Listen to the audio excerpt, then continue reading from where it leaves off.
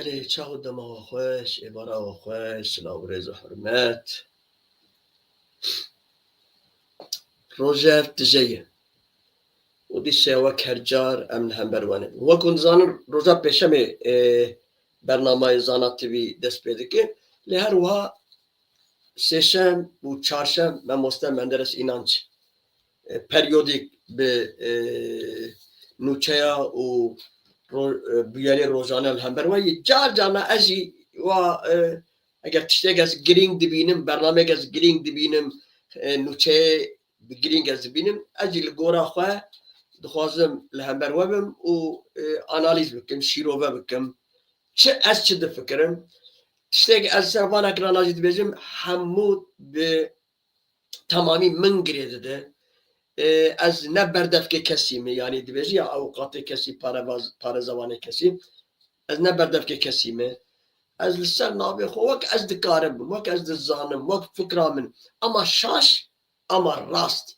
از فکر خو دینم زمان جبروه که تشتیگ از بیجم جی کسی که گرگ گرینه ده و کسی که جی نبیجل سر نابی مل سر نابی سازیا مل سر نابی پارتیا مل سر نابی مدخ آخفه و برا کسی که جوانی فهم نکن از به تمامی لسر از دولت کی آزاد دجیم ولات کی فکرای آزاد به ولات کی اوروپی و ازی وقت شخص کی آزاد ده فکر خود آزاد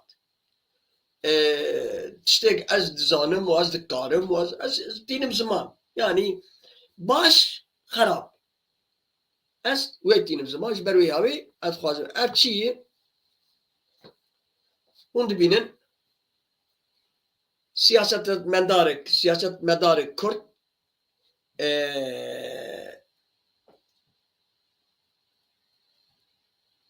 هفسروکا شارداریا ایله یعنی باتمانه دما شارداری که دستیوان لینرین تشتی عجب هاتنو نویساندن تشتی نلگورا سیاستا وی از وال بیشم نلگورا سیاستا وی آجی سیاستا کردا مثلا نلگورا سیاستا منجی على دش دبتكم او تشتي گلستان گوتی جسدی هزار استبلی دبم جسدی هزار مافتاره جسدی هزار الجوامع و هر بجي گلستان كم گوتیه زیاده نگوتی اجی فکر منه ما هرکس مجبوره بفكره وراب الروني هركس مجبور وكنت خوازن ور بيشه او يك گلستان فكرة خواني زمان سياسة مداره جن كردواره ولاد پروره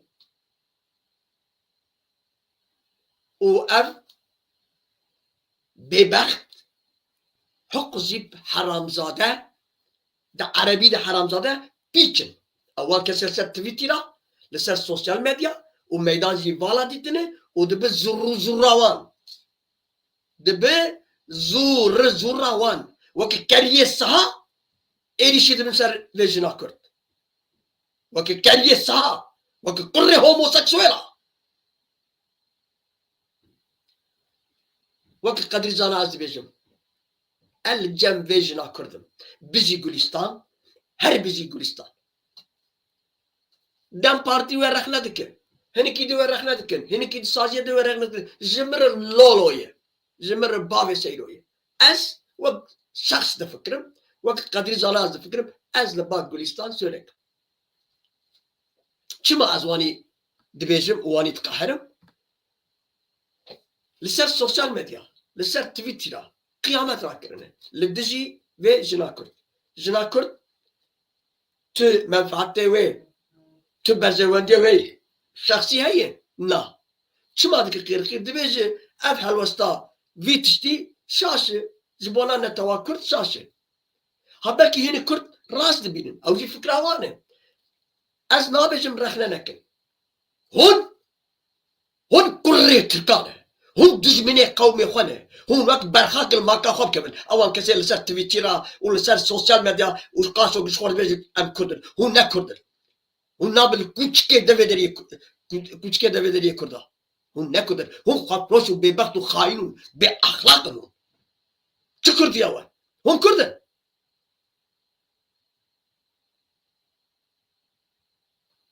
Teresli teres. Hun teresin, xaproşun, bebaktın, be ahlakın, hatta namusa vakimi. Namuz bevla tüneyi. Eğer namuz bevla hava, hun serve sosyal medya ve cümle tari serve çelenga kurt. Ve meydan fredi di az ve bavayı demi. Bitçik خوف dile ve hava ve ertişten nefkir. Kesik zor nabijin rıhna yenek. Kesik zor nabijin bira rıhne ve tünemi. Rıhna dici. Hun dizanın havalı çık otunu gellika. Ama az yeke tane bejim. Az beri lebuna xwe zor xwazım. O lebuna xwe ji brez Gülistan sönük duxwazım ki li cem netewakurt jinik çeleng, jinik kahraman, jinik kurda perwer û kurdewar. Dibêjî yekî bê ahlak. Ez karim gotla tiştî xweşik jêr bêjim lê ez tenezilê xwe û mewkiya xwe û ciyek tê dem ez nabêjim. Ez karim gotine hîn jê xerabtir jêr bêjim. û ne ji bavê wî û ne ji axa bavê wî û ne ji xwedayê wî û ne ji pêxemberê wî û ne ji dînê wî. Tişkî kes xwezime biparêzim tuneyê. Lê ez tenezzül nakim. Gotiye bu siyasi fahişeler. Siyasi fahişeler. Ew xwelas dike çend hebê wekî hene. Hûn ez son dixwim. Ez son dixwim bi gora Qadî Muhammed û şehîdê Kurdistanê. Heger hûn ji dayîka xwe bipirsin, dayîka xwe bibin ber sondê, bibin ber destê wê li Qur'anê xe, bêje ez ji bavê xwe me an jî ne ji bavê xwe me. Dayîka te yê bêje layê me min gunehkarî kiriye. Hûn were ne. Hûn kurrê Ereb û Acem û Romyan ne. Hûn bê axlaqê bi ilmê xwe ne. Heger rozikê mêzêna xêr û gunaha bêdanîn, hûn ê gunehkar geber bibin bimirin. Gunehkar hûn ê bimirin. Teres lê teres.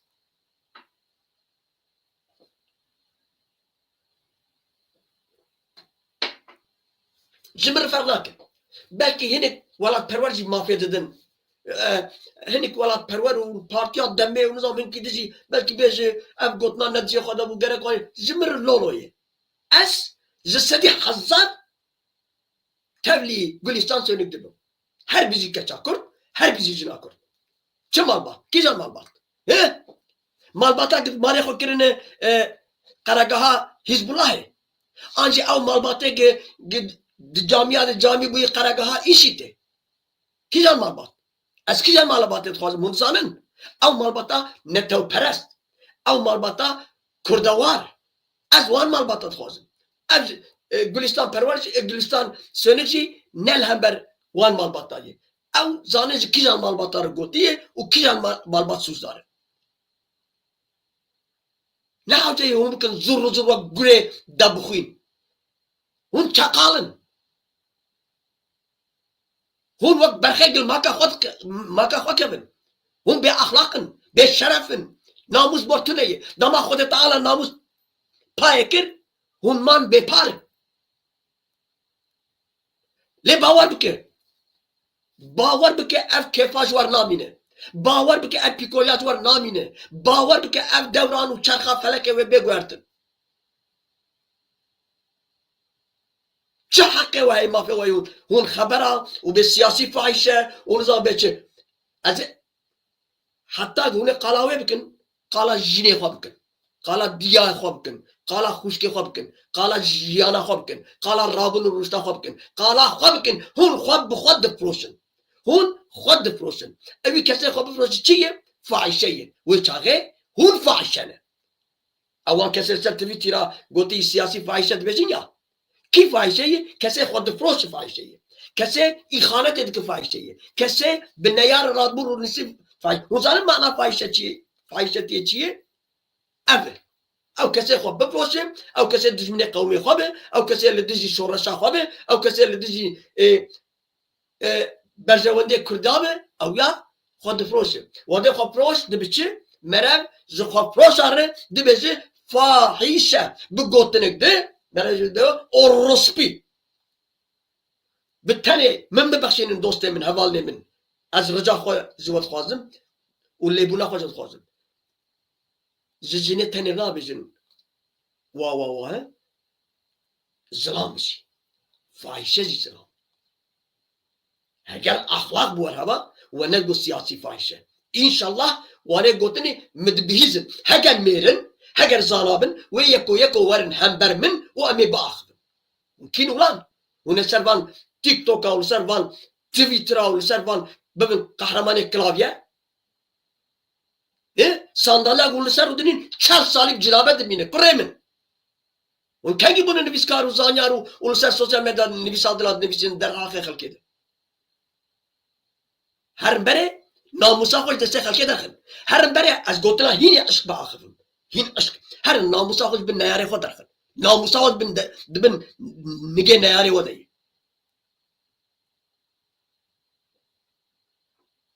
Ve derken ben beşin siyasi fahişeler. فاحشه توی تخاد فروشه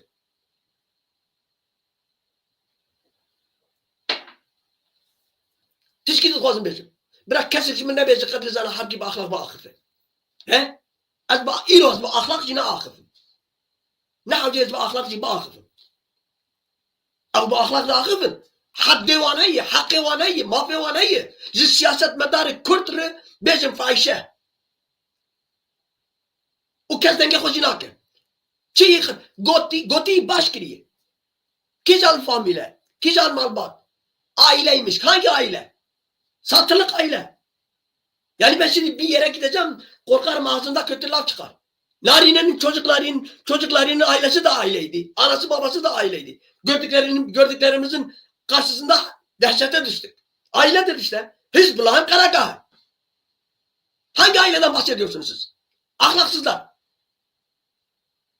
Başkasına fahişe demeye hakkın yok. Bizzat fahişe sensin. 7 sülalenizdir fahişe. Twitter'da fahişe diyenlere 7 sülaleler fahişedir.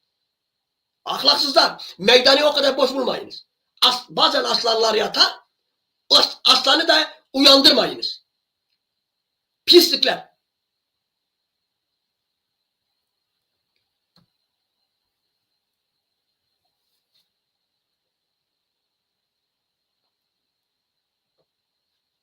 Pis gidece bizim.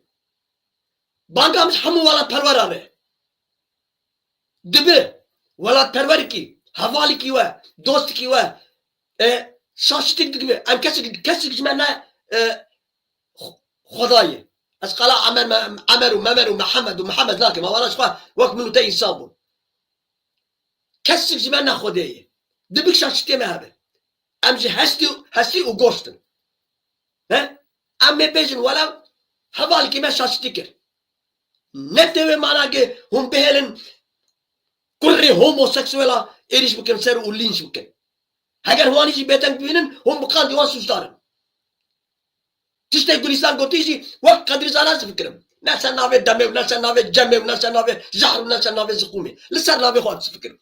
Vak kadri zana, vak hünermendi ki. Ez cissedi hazar beştari üyedibim. Kem gotiyi ne zede gotiyi. Her bizi Gülistan.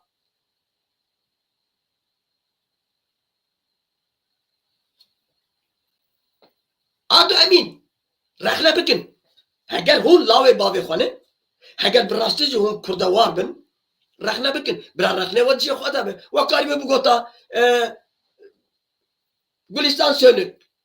Yanlış söylediniz. Yahut da mesela senin söylediklerini biz onaylamıyoruz. Ya da bu tür şeyler. Sen fahişe olmamış olsaydın, o diğerlere söylüyorum. Siz fahişe olmamış olsaydınız, o kelimeyi kullanamazdınız. Oysa ben biliyorum ve bu fahişenin, bu cümlenin karşılığı kendini satan ister erkek, ister kadın, ister kim olursa olsun, ister padişah, ister gulam, kim olursa olsun kendini satıyorsa o bir fahişeliktir. Sen bugün kendini şuna buna peşkeş çekiyorsan, şuna buna satıyorsan, şuna buna kalemşörlük yapıyorsan, şuna bunun yanında yer alıyorsan, Kürt hareketinin mücadelesinin önünde karşıdaysan, sen o zaman sen ve senden daha önce 7 sülalen, 7 baba fahişenin ta Allah'sınız. Kahpeler. Meydanı boş bulmuşsunuz. İnsanlara çıkıp fahişe diyeceksiniz. Böyle kolay kolay da diyeceksiniz. Çekilmeden, sıkılmadan. Fahişe sizlersiniz. Siz gerçek anlamda alçaksınız, şerefsizsiniz, fahişesiniz. Kürt ipini koparan Kürt'e saldırır. Karısından dayak yer, Kürt'e saldırır. Karısı kaçar, başka yere kaçar, Kürt'e saldırır. Karısıyla ben bugün çok ahlaksızca konuşacağım. Bugün istediği ağzıma geleni söyleyeceğim. Kimin elinde de ne bok geliyorsa yapmasa alçaktır. Kimin gider karısını başkasıyla yakalar, gelir Kürt'e çatar. Kürt'e laf bulur. Özgürlük mücadelesine çatar. Suç atar. Şerefsizler sizi. Oturun kıçınızın üzerinde.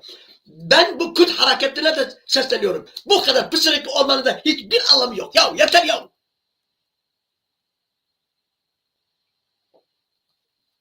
İpini koparan Kürt'e saldırır. İpini koparan Kürt'e hücum eder. İpini koparan Kürt'e laf söyler. Korku yok, gam yok, tasa yok. Hiç çekildiği bir taraf yok. İstediğini söylüyor. Adam çıkıyor sosyal medyada fahişe diyor. Havara o ya. Fahişe diyor. Siyasi fahişe diyor. Kim diyor? Selahattin bilmem ne. Soy ismini söylemeyin. Fahişe de sensin. Babandır. Sulalendir. Atandır. Yedi zürriyetindir. Çoluk çoğundur. Hepiniz bu Gülistan Söyle'ke hakaret eden ben bir insan olarak, bir Kürt olarak o Gülistan'ı da tanımam etmem. Kimseyi de tanımam etmem. Bir Kürt olarak, namuslu bir Kürt olarak bütün hakaretlerinizi, kötü laflarınızı misliyle size iade ediyorum. Bak, bu stüdyonun, bu Zara TV'nin stüdyonun numarası Ali Sefer ekrana atmışım. Beni aramasanız alçaksınız. Facebook'larıma bana yazmasanız alçaksınız. Ben her türlü, her konuda hazır ve nazırım. Şerefsizler.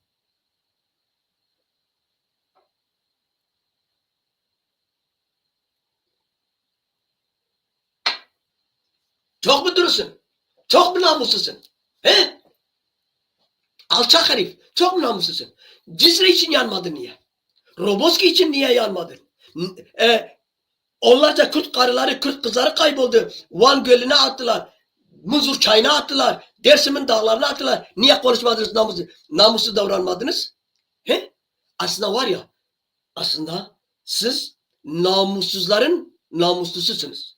Yani böyle bir deyim size. Çünkü sizin beyniniz çalışmıyor. Ne demek istediğimi anlamıyor. Bir daha size tecrübe edin. Yani bir toplumda o toplum namussuz bir toplumdur. Siz o namussuz topluma yahut da o namussuz cemaata göre birazcık daha namuslusunuz. Onun için siz namussuzların namuslususunuz siz.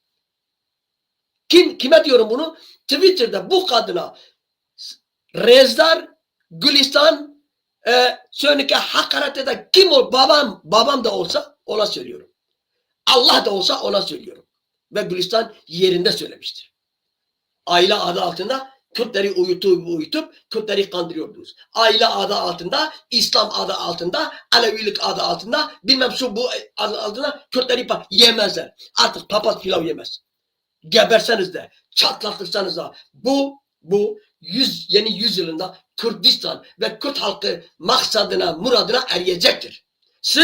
Size ne kalacak biliyor musun? El pençe divan durmak kalır. Size o kalacak. Buna emin olun. 10 yıla kadar kalmaz. 10 seneye kadar kalmaz. Siz artık çizmeyi açtınız. İpini koparan Kürt'e saldırıyor. İpini koparan Kürt'e laf söylüyor. İpini koparan Kürt'e tokat atıyor. Her kafada bir ses çıkıyor. Bu nasıl bir dünya? Bu nasıl bir insanlık? Ya hangi dünyada yaşıyoruz? Akıl kârı değil. Bazen sosyal medyaya bakıyorum. İnan bana kafayı yiyeceğim ya. Ne hakaretler, ne laflar. Kimse ağzının şeyini bilmiyor. Ancak Kürtler bize gelince hava alsan onun seviyesine inme. Hava al o faşisttir sen de mi faşist olacaksın? Hava al bilmem biraz sen bir Kadri Zanasın kişiliğini bil. Hava al kariyerini bil. Cahcur etten pütten laflar. Hayır. Sana birisi yumruk atıyorsa elinden gelirse 2 yumruk atmalısın. Sen ne yap? Atılan yumruk. Sen desen ki ne yapalım cahildir ya. Olmaz. 2. yumruk gelecek sana. Bu doğanın kuralı.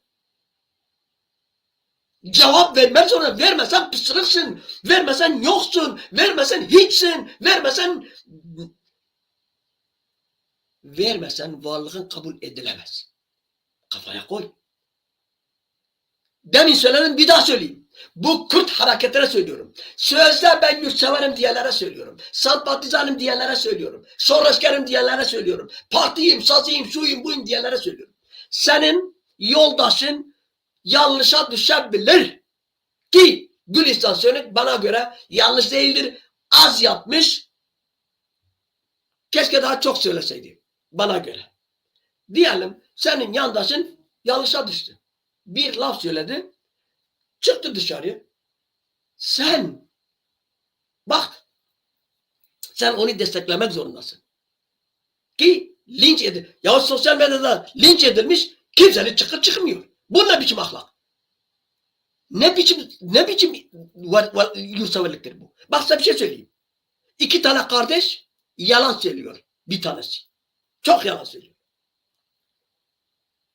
Küçük kardeş büyük kardeşi kıskanıyor. Çünkü toplumda çok büyük bir yeri var. Yalan söylediği için. Girdiği cemaat gülüyor, eğleniyor, saygı gösteriyor, kucaklıyor. Küçük kardeş de çok dürüsttür. Yani deyim yerindeyse peygamber gibi adam. Fakat bir türlü toplumda sevilmiyor. Bir türlü toplumda yer almıyor. Ve bir gün o küçük kardeş diyor ki, ya benim bu abim yalancının teki, ama nedense insanlar bunu çok seviyor. Oysa yalancıdır. Ben çevre de biliyor, cemaat de biliyor, bu benim kardeşim, abim yalancı. Ama yine de seviyorlar. Yalancı olduğu halde. Ne yapmam lazım? Dur diyor. Bugün biz şehre giderken, yani köy odasına gideceğiz. Orada cemaat orada oturuyor. Abim yalan söylemeden ben bir yalan atayım. Yani artık abimin yalanlarını ben elime alayım. Ben biraz yalan söyleyeyim. Hala artık yani abimi çok seviyorlar. Ben niye yapmayayım? İyi. Gidiyorlar. Bu arada bütün dostlara selamlar, saygılar. Eğer troller de varsa trollere de dokunmayınız. Yalnız cevap vermeyiniz trollara, varsa tabii. Dinlesinler bu troll. Bu troller şöyle veyahut da böyle ikna etmek zorundayız. Bu troller kendi devletini, hükümetini, iktidarını, kurucusunu, ihanetçisini bilmelidir, görmelidir. Size hakaret ettiler. Cevap vermeyiniz. Bir iki eder, siktir onu çıkar.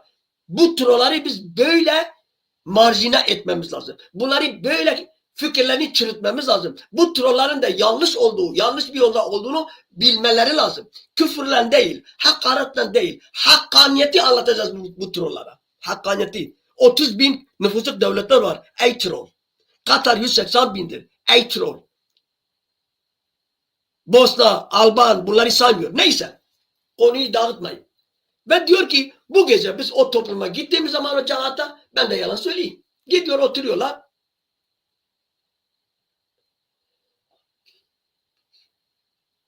Murat Ertişli Goti.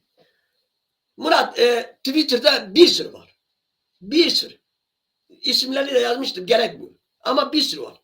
Neyse, küçük kardeş diyor ki oturdukları zaman tekrar ilgi ağabeye çok, ağabeye çok, küçük çocuğa yok. Herkes konuşuyor. Küçük kardeş diyor ki valla ben de bir şey söylemek istiyorum ama bilmiyorum ne demem lazım.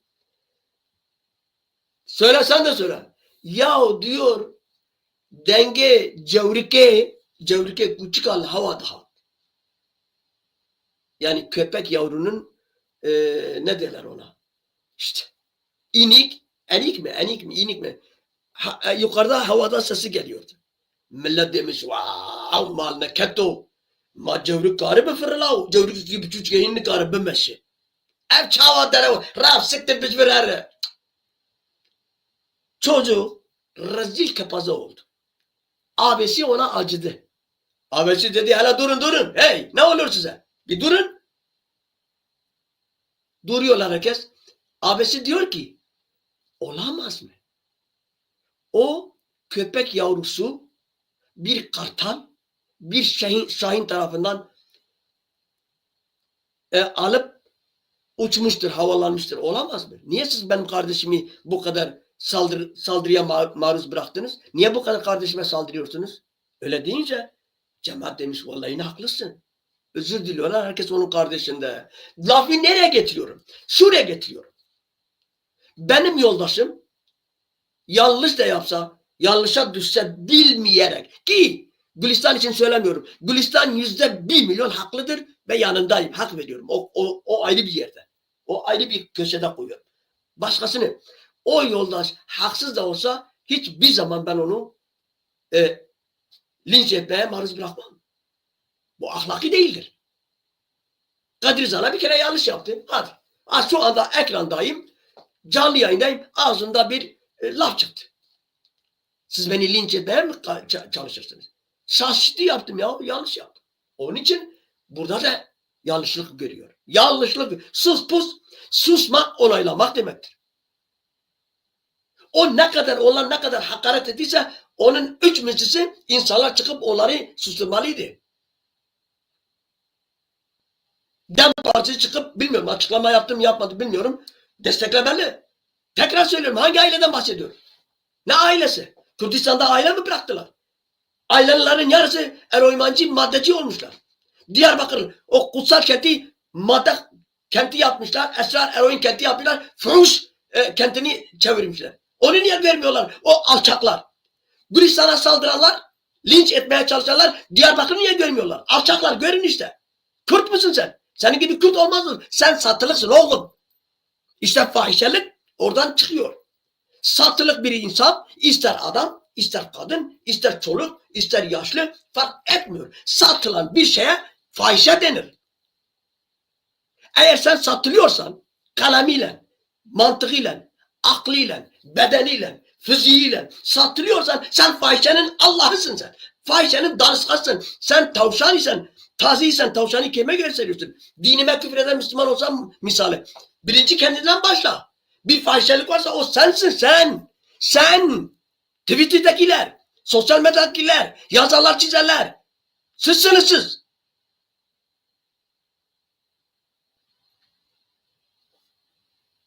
Ahlaksızlar.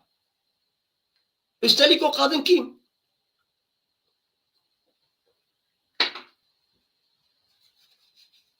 Yani dedim ki biraz bugün seviyeli konuşayım ama bırakmıyorlar. O kadın kim? O kadın bir Kürt kadını.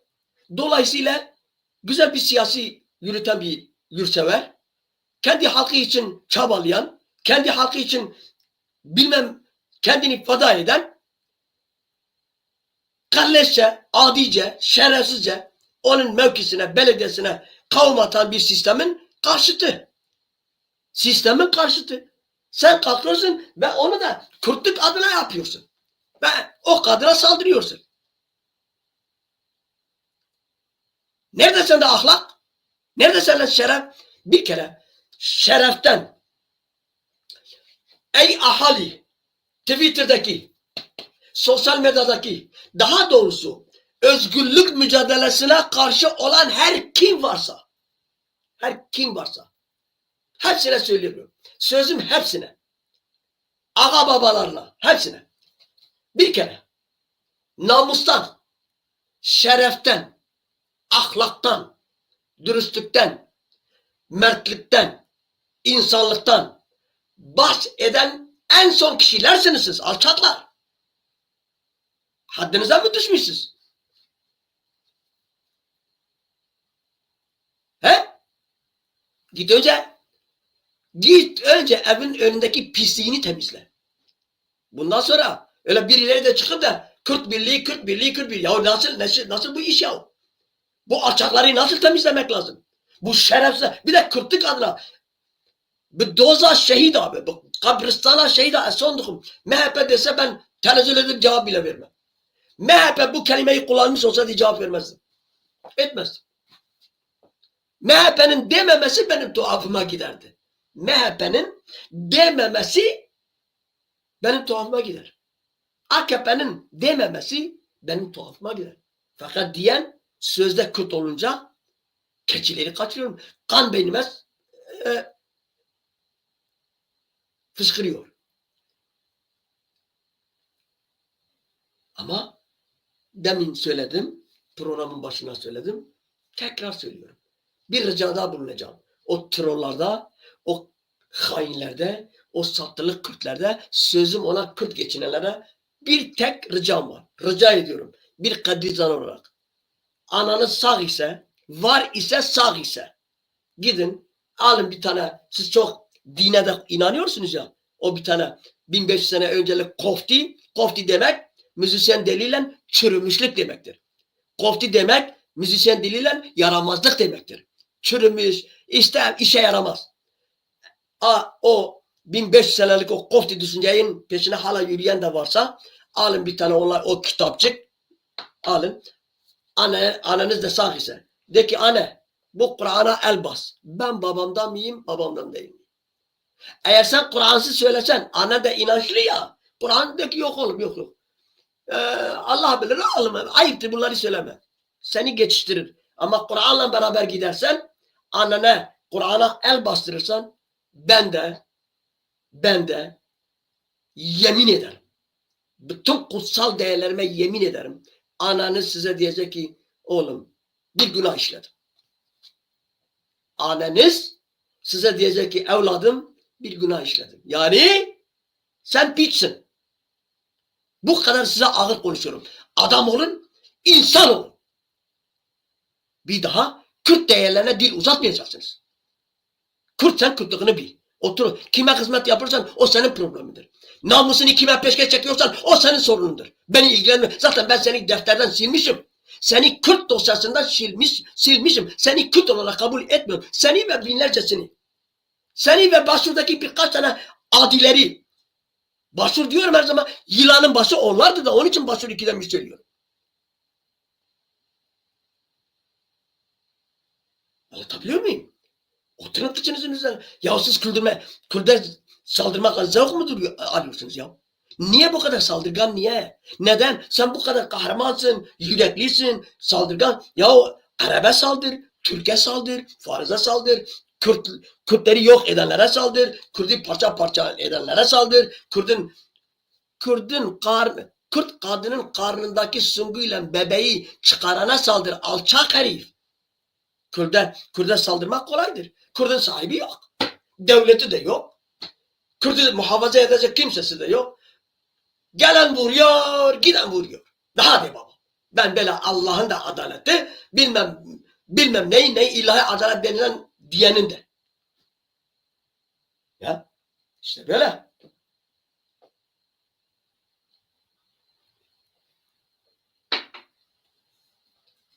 Bir şey altını çizmek istiyorum.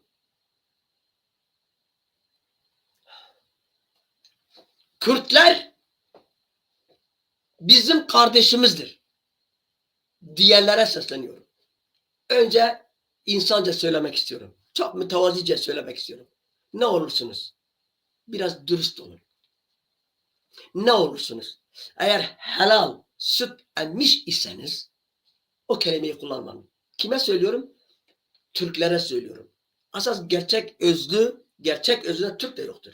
Gürcüdür Türk olmuş. Abbazadır Türk olmuş. Boşnaktır Türk olmuş. Bilmem Gürcüdür Türk olmuş falan fistan. Her neyse. Beni bağlamıyor. Onlar kendi halkını, Lazlığını, Gürcülüğünü, şunu bunu inkar etmişse, Türk olmuşsa o onun sorunudur. Beni bağlamaz. Ama ricamdır. Kürtler bizim kardeşimiz demeyiniz. Biraz dürüst olun. Dürüst. Ve Kürtler bizim kardeşimizdir dediğiniz an kendini bilen bir Kürt'e de o bir hakarettir. Dürüst değilsiniz. Çünkü kardeş olmadığınızı da biliyorsunuz. Niye kardeş diyorsunuz? Hele 10 tane Kürt'ü marjinalleştirir miyiz? Etmez miyiz? Amaç o. Kürt kardeşimdir demişsiniz. Mardin'deki Kürt eşeğine demiş ki ey eşek biz Kürtlerle ve Türklerle kardeş olacağız. Haberin olsun. Kürt öyle demiş eşeğine. Eşeği bir hafta boyunca ahırda ne yemiş ne içmiş, yemekten içmekten kesilmiş. Sahibi gitmiş demiş benim eşeğim. Biz dağa gideceğiz, odun yapacağız, yük yapacağız. Sen niye küstün? Yobazların deyimiyle bir söyleyeyim de inandırıcı olsun. Allahu Teala inanç eşeğe konuşma müsaadesini vermiş. Eşek dile gelmiş. Eşek dile gelince birdenbire demiş, ey sahibim, ben eşek kalmak istiyorum. Ben Türk'le kardeş olacağıma hayatımda memnunum demiş. Yani eşek kalmaya razıyım demiş.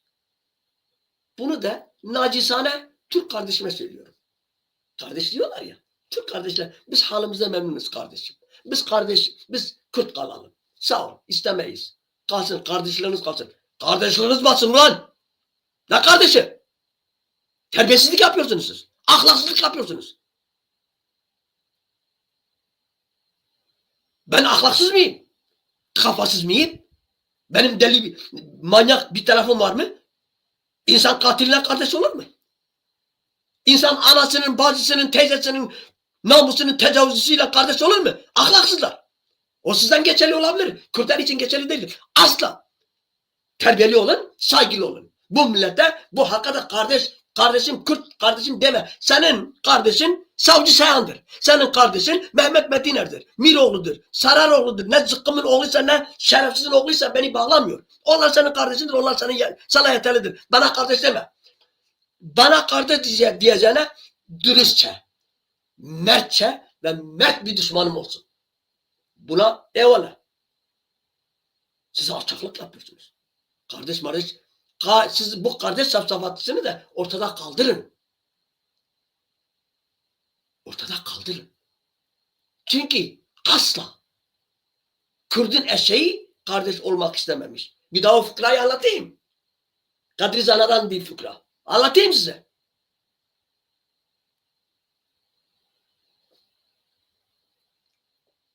Yıllardan beri uyuttunuz.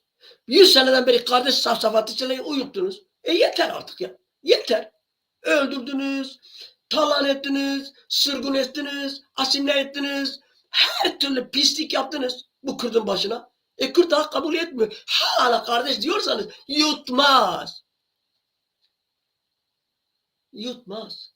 Kürt artık yutmaz. Papaz pilav yemez. Bari dürüst olun artık ya. Kendinize bir iyilik yapın, dürüst olun. Bak çevrenize, sağınıza solunuza bakın. Dostunuz yok, kardeşiniz yok, size değer veren yok. Ben size bir şey söyleyeyim. Bir de ne yazık ki Bahçeli'ye elini vermeye koşanlar. Mehmet Beki, haklısın. Ben o konuda sana onu da eleştirdim. Bak, dedim meclisin arkasında oturanlar koşa koşa gelir. Onu eleştirdim. O bir ne bileyim yani nasıl anlatayım. Ve bundan önceki de bir şey söyledim. Dedim ki biz Allah değiliz. Yani yanlışımız olmuyor. Yani Allah derken yaratan değiliz. Yaratıcı da değiliz. Ben şimdi saatlerce karşınıza konuşuyorum. Vallahi de billahi bir planım yok. Hangi konuda konuşacağım yok. Sadece diyorum ki mesela Gülistan Sönük'e bir hakaret edildi. Onun cevabını vereceğim. Ve kendiliğinden geliyor zaten. Hiçbir yazı, elimdeki yazı da budur. Notlar almışım. Gülistan, siyaset kadını, hepsi bu. Not almışım. Yani başlık olarak. Bu. Kaldı ki ben burada bir yanlış yapabilirim. Bu yanlışımı düzeltmem için uyarın ama günahkar etmeyiniz. Yani o da yanlıştı. Öyle koşa koşa geldi gördüm yani ben üzerinde de program yaptım. Kim olduğunu da biliyorum. Ama ikiden bir de onu bozuk plaka gibi yansıtmamız da doğru değildir. Dedim ya yoldaşımız, arkadaşımız yanlışa düşebilir. O yanlışın üzerine değil de onu kabahat yapıp yüzüne vurmak değil de onu uyarıp ve tekrarlamaması için biz artık siyaseti böyle bilmemiz lazım. Hakikaten Kürtler %50 artık siyaseti güzel yürütüyor. %50'si hala abur cubur. Abur cuburluğu bırakmamız lazım. Siyaset en büyük silahtır. Siyaset. Ben size bir şey söyleyeyim. Ben bu tür programı yaptığım zaman başkadır. Saz çalıp türkü söylediğim zaman başka oluyor. Siyaset ince bir çizgidir. Onun için böyle bilmek lazım. Kaldı ki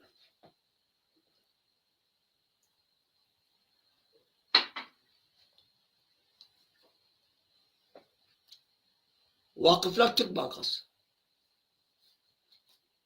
Türk bayrağı. Türk devlet. Türk siyaset. Türk Adalet Sarayı.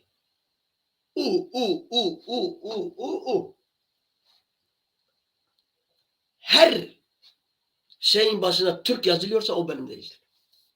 Bir Kadir Canan'a söylüyorum. Türk askeri, Türk ordusu, Türk polisi, Türk. Benim değildir.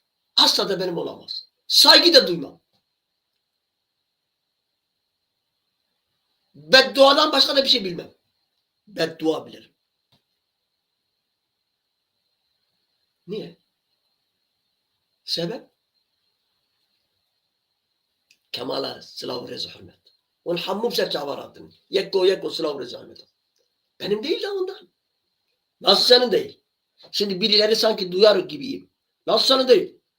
Türk Cumhuriyeti'nin bilmem bayrağın altında yaşayan herkes bilmem Türk cartı. Onların kendilerine göre söyledikleri. Hayır ben değil. Vallahi her türlü canlı olurum ama Türk olmam. Sen beni zorla Türk. Yahu senin karşında senden korkarak, silahından korkarak, tankından korkarak, topundan korkarak, cezaevinden korkarak icabına sesimi çıkartmayabilirim. Bu insanın doğasında vardır. Hani birileri bir paçavralar çıkıp da Sayın Öcalan için mahkemede diye demeliydi ki ben buyum, ben bu siyasetin taraftarıyım, ben bu kadar asker öldürme emrini verdim, ben sizi tanımam mahkemeden. O yanlış da o siyaset değildi. O kendi kendini idam etme siyasetiydi. Ya unutmayınız ki daldan dala atlıyorum biliyorum ama bazı şeyleri unutmamak için söylüyorum. Unutmayınız ki ilk Kürt önderlerinde idamdan kurtulan ilk önderdi. Hiçbir Kürt önderi idamdan kurtulmamıştı. Ha haklı mı? Haksız mı? İdam doğru muydu? Yanlış mıydı? Onlar ayrı konular. Onlar tartışılır. Ama bu bir gerçek. Siyasetiyle. Hatta diyebiliriz İmralı Mahkemesi Serok Öcalan yargıladı onları. Serok Öcalan onları yargıladı. Vay birileri çıktı da ben Türkiye halkları, Kürt halkları hizmette hazırım falan. Normaldir. Ben bu kadar size ben söyleyeyim. Ben bugün Türkiye bana dese ki gel hem Türkiye için hem Kürtlü için bir hizmet yap.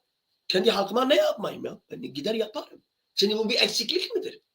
He? Değildir işte siyaset. Siz öyle düşünüyorsa o siyaset de değildir. Siyaset başka bir şeydir. Onun için bazı şeyleri çok bilmek lazım. Yani benim demek istediğim senin Gülistan Sönük'ü yerden yere vurmanın, linç etmenin bir anlamı yok. Ey Kürt geçinen zavallılar. Eleştir. Mesela ben bir eleştirilmiş olmuş olsaydım bir Kadir olarak Sayın Gülistan Sönek sizin yaptığınız ben doğru bulmadım. Vallahi onaylamıyorum da. Keşke daha başka bir şey söylese. Bu. Ama fahişelik, bilmem nelik, bilmem bunlar böyledir. Sadece sırf DEM Parti, DEM karşıtı, Kürt karşıtı, hatta PKK'ya karşıtı böyle şarlatanca, böyle ahlaksızca, böyle şerefsizce saldırmak doğru bulmuyorum. Ve Kürtlük adına yapıyorsun. Kürtlük adına yapıyorsun. Onun için kesinlikle muvafık olamazsınız. Muvafık olamazsınız. Dedim ya, ben bir sanatçı olarak konuşuyorum. Hiç kimsenin adına, bu kanalın adına bile konuşmuyorum. Kanalda bu kanal Zara TV'de ben bir programcıyım. Zara TV adına bile ben konuşmuyorum. Ben Gülistan Sönük'ün dediklerini 1 milyondan bir katılıyorum. Haklıdır. Doğru buluyorum. Doğrudur. Senin Kürt'ün başka yerde git vur. Öyle aile deyince aileyi Kürtlerden soracaksın. Şerefi, namusu, haysiyeti, karakteri, kalkıp oturmasını, ahlakı Kürt'ten öğreneceksin. Kaldı ki Kürt'ten öğrendiniz. Medeniyeti Orta Doğu'ya getiren Kürt halkıdır. Kürt milletidir. Onun için siz Kürtlere ders veremezsiniz. Hiçbir konuda. Din, İslamcılık, yaşam tarzı, ahlak. Siz Kürtlere veremezsiniz. Çünkü Kürtler size vermiştir. Onun için herkes haddini bil. Sen Songül, Gülistan Sönük'e karşısında yapacağın tek bir şey var. Saygı duyacaksın. El pençe divan durup saygı duyacaksın. O benim siyasetten temsil eden bir temsilcimdir o. Ben olaya böyle bakarım. Gitmiş filan aileyi bilmem falan yerde bilmem ne demişse ona göre kıçını yırtıyorlar. Sen çok yüreklisin. Çok kırdavar pervarsın. Kürtlerin başka zulümlere uğradığını sen görmüyor musun sen? Ulan be alçak herif. Elinde kimliğini alırmış. Kimlik demek şeref demek. Kimlik demek senin kucağından yattığın kadın demek. Beni fazla konuşturmayınız. Ahlaklı olun. Ahlaklı olun. Adilik yapmayınız. Kendi kimliğin için sen niye kıçını yırtmıyorsun? Çok mu namuslusun sen? Bir de o Twitter odalarında bazılara böyle gidiyorum, böyle dinleyici olarak gidiyorum. Hatta bir sefer bir yere gittim, dedik ki aha Kadri Zan'a geldi. Vallahi söylemesem de sus pus oldular. Ben zaten çıktım dedim. O Twitter odalarda o şarlatan hudaparcılar. Sizin dininiz başınızı yesin. Siz dinci minci de değilsiniz. Siz Allah'ı kullanıyorsunuz. Allah da kendini size ne kadar kullandırıyorsa onu da ben bilmem. Eğer Allah sizi kendini size kullandırmasa Allah bir gün sizin belanızı verir. Yani en basiti evinize birer yıldırım çarptırır. En azından. O da sessizdir. Onu bile bile dolandırdığınız halde o Allah'ı dolandırdığınız halde sahtekarlık yaptığınız halde hani ilahi adalet diyoruz ya o konuda size karşı sus pus. O da doğru değildir. Kürt halkına bir ricada bulunuyorum. Ne olursunuz. Ne olursunuz. Bak size ne yemin ediyorum. Bu 100 yıl tarihte ilk defa felek, kader, faşist, komünist, kapitalist, dost, düşman 8 milyar. 8 milyarın içinde Arabi, Farızı, Rum, Türko'yu çıkar. Herkes Kürtlerden yana. Şöyle veyahut da böyle. Az çok ama bize bir sempati var. Ve bu 100 yılda Kürtlerin 100 yılı olacaktır. Türk devleti istemiş. İstememiş. Tavşan dağdan küsmüş. Dağın haberi yok. Çok da tın. Bir şey ifade etmez. Tren kaçırıldı. Atı alan Üsküdar'ı geçti. Onun için bu 100 yıl Kürtlerin 100 yılı olacak. Hiç kimse merak etmesin. Benim program buraya kadardı. Sizlerin huzuruna gelmem benim için büyük bir şeref. Bu cuma değil, biz reklamını yaptık ama tekrar söylemek istiyorum. Bu cuma değil, önümüzdeki cuma günü Damma Serhadi bir Kürt kızı işte 1938'lerde o başına yemin ettikleri Atatürk var ya o dönemde Van sürgünü Kazakistan'da ve daha doğrusu Kafkaslar'da da Stalin'in işte Kürtlerin başına yemin ettiği o komünist denilen katil Stalin var ya işte ben diyorum kimse beni ciddiye almıyor. O Stalin döneminde Kafkaslar'da da sürgün edildi. Kazakistan'a yerleştiler. Binlerce ölü verdiler. Kürdistan'a sor denilen bir yeri de oraya da işgal ettiler. Yani o Kürtlerden bir tane güzel bacımız, güzel kız bu cuma değil, önümüzdeki cuma değil, öbür cuma. Zana TV'de program yapacak. Program ismi de Jiyan Azadi. Onun reklamını da yapayım. Ve bundan böyle Zeki Nedem'i, Kadir abi seni seviyoruz.